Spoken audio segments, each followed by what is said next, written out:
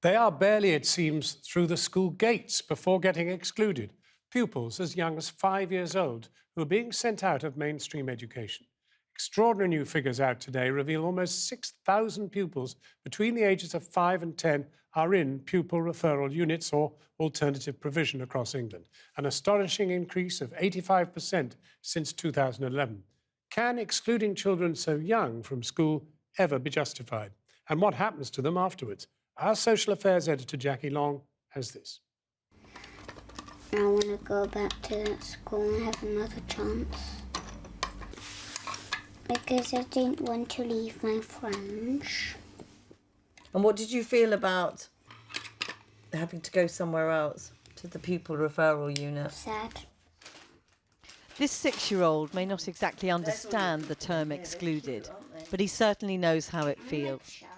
He was sent to a pupil referral unit when he was just 5, one of a growing number of children excluded from mainstream school when their school life had barely begun.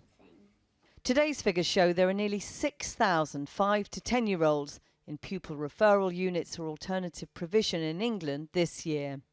That's an increase of 85% since 2011. The number of 5 and 6-year-olds has increased by 40% over that time. Just tell me a little bit, if you can, if you want to, about what it felt like when they said you have to leave. It felt disappointing.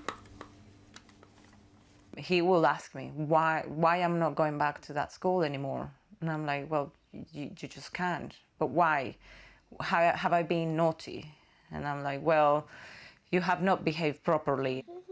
The school said he was lashing out at staff, verbally abusing them and running out of class. Exclusion was the only option. Well done.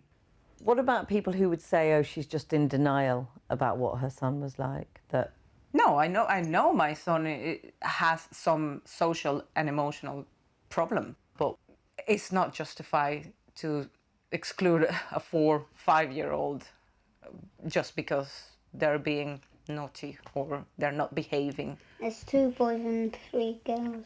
Okay. When Cassia was told her son would have to go to a pupil referral unit, she admits she was horrified. I thought, oh, this is where the kids that have no hope go to. Go there and then they go to prison straight afterwards, you know, because they're older kids. So how are you going to send a 5-year-old? I mean, is he going to be with those older kids? That was my first question. Playtime looks pretty much the same here as anywhere else. But this is courtyard alternative provision for children who can't attend mainstream schools. There are smaller classes, staff specially trained to deal with social, emotional and mental health issues. The children worry about what people outside think of them. in your mind, do you think people view alternative provision as something bad? Yeah, probably. Most people don't think, oh, this kid goes to like an alternative provision. He's a bad kid or something like that.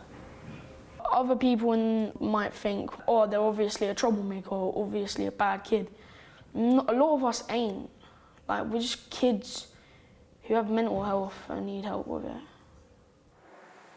Vicky Shires is leaving her job in a mainstream school to come here. She says schools like hers are seeing more and more children coming in with serious social and emotional problems, but often don't have the resources to deal with them.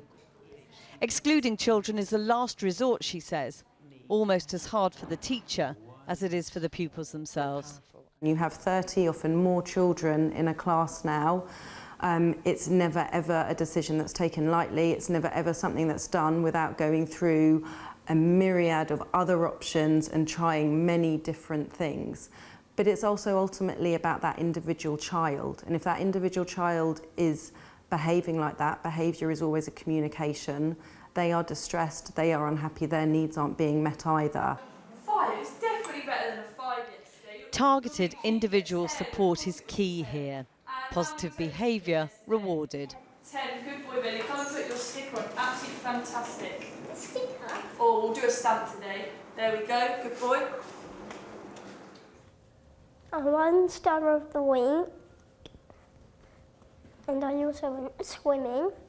Why did you get Star of the Week though? Because I had no exits and was good in class, and I listened. How have they helped you change your attitude about yourself?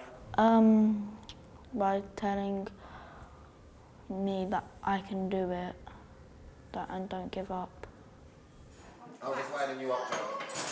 Good provision can make a huge difference to excluded pupils, but across the country it is patchy.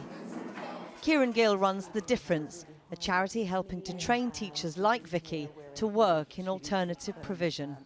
In the country today, 1 in 200 children are in schools for excluded pupils. In prisons today, 1 in 2 prisoners were excluded when at school. And at the moment, if you're excluded, you are half as likely to have a qualified teacher, and you're twice as likely to have a temporary teacher who you can't build a proper relationship with. Vicky intends to take back what she'll learn here to mainstream school. And that is where some believe the expertise is most needed to help try to avoid exclusions in the first place. Excluding is a rejecting action. Carelessly, and it is careless, it's a simple decision to get kids out of school, is tantamount to child abuse. You are creating the problem, or you are at least exacerbating that problem. You are not working towards a solution to it. But many teachers, many parents would say, if they're disrupting other children, if other children can't learn. Sure, then you may have to remove them from that setting, or give them such support in the classroom that it doesn't disrupt everyone else. I'm going to build a car. Despite her fears, Cassia says her son has done well in the pupil referral unit, but she worries about the damage already done. Before going to bed, he will ask me, "Are you angry, Mama? Do you love me? You know, do you love me because this happened?" You know, things like that. It breaks my heart. I mean, of course I love you. And her son, well, he just wants to make things right. What would you like to happen now? So I can have another chance and try to be good. I'll try to not get told off and listen. What would you like to do when you grow up? Engineer. Are you good at science? Yeah, I'm alright. I'll be a bus driver. And are you hopeful that, yes, you can do that? Yeah. Is your mum proud of you? Yeah, because she's proud of me. But I'm doing new things, making new friends. What would you like to do while you're here? What would you consider an achievement? To help others when they're down and to cheer them up when they're feeling sad.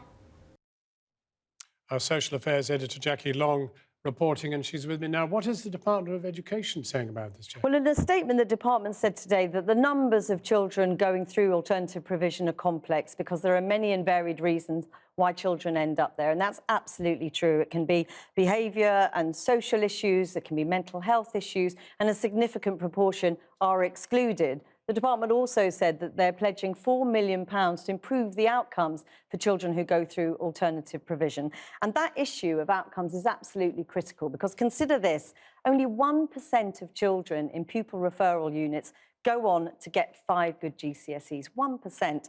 40% become NEET, that's not in education, employment or any training when they leave at 16. And the Tory chair of the Education Select Committee, Robert Halfon, sums it up like this. He says, by the time a child arrives at a pupil referral unit, they're on a collision course for failure, and that has to change.